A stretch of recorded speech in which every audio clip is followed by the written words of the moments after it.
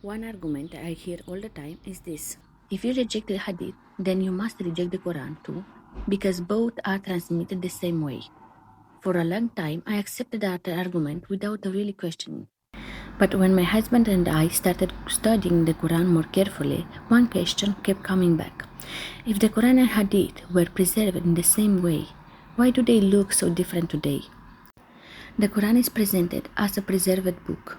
Hadith collection contain weak narration, fabricated narration, disputed chains, and endless disagreements about what is authentic and what is not.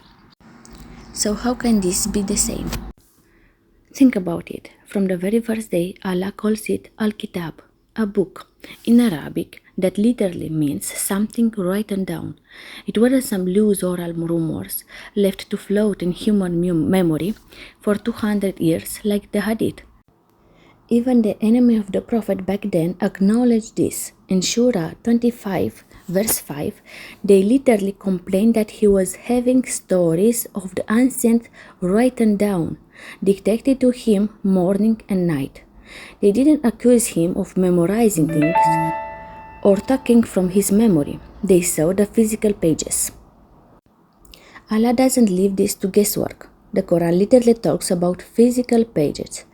Surah 98 mentions purified page, suhuf, and Surah 80 says it was written by the hands of scribes. And still people say writing didn't exist back then, or that it came way later through memorizing. Musa received tablets containing guidance and mercy. Then when we came to the Quran, Allah repeatedly commands the Prophet to read and recite what has been revealed from the book. And Allah even swears by the pen and what people write. So when I look at all these verses together, I don't see a revelation disconnected from writing.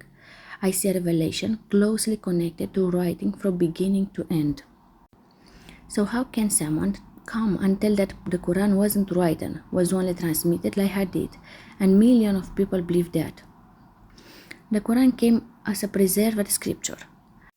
Allah explicitly promised to protect the Quran, but nowhere in the text does he promise to protect Hadith collection or human chains of narration.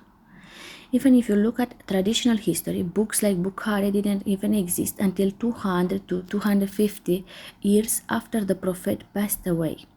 That's why today we have thousands of weak, fabricated, and completely contradictory hadiths. Divine revelation doesn't depend on people memorizing. The Quran warns us that the exact same pattern that destroyed previous faiths.